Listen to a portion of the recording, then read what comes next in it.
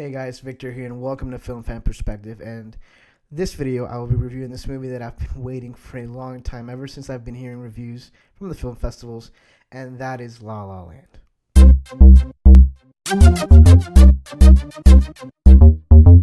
So before I begin, obviously I'm going to give you guys a spoiler because although I don't go into depth of what the movie is about, I feel that I should give you guys the warning at least, just in case you guys take a piece of information as something that might spoil the movie for you.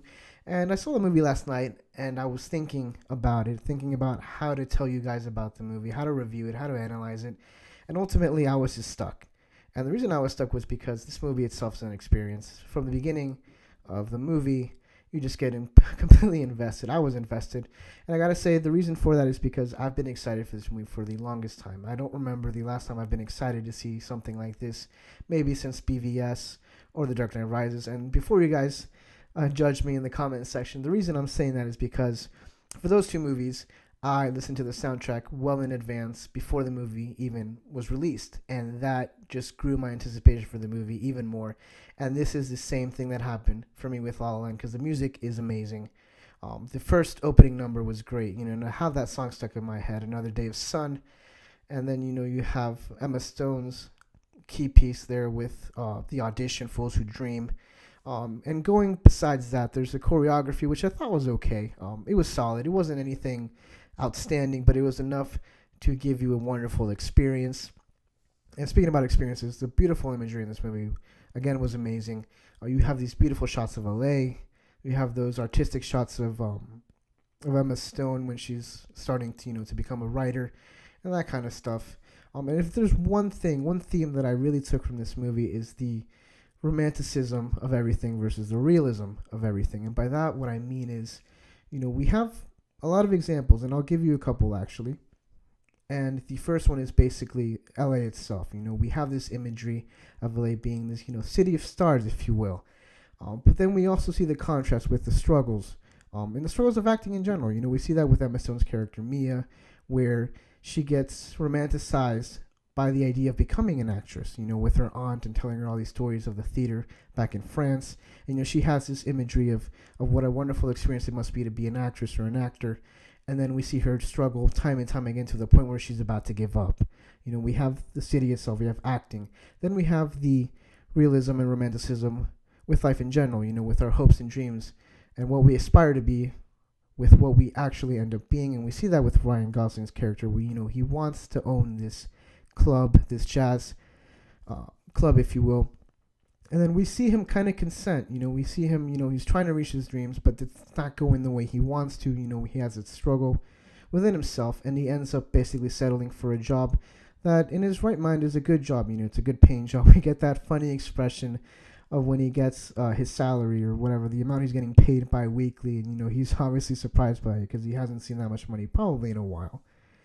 And then thirdly, I would say is, as a third example, would be just relationships. We have this idealization. We even have a name for it. It's called the honeymoon stage, where everything is all hunky-dory, everything is lovely. And then when you really break it down, there are going to be struggles. And we saw the struggle of the relationship between Emma Stone's character and Ryan Gosling's character to the point where they ended up splitting up because, the hardships were just too much to handle.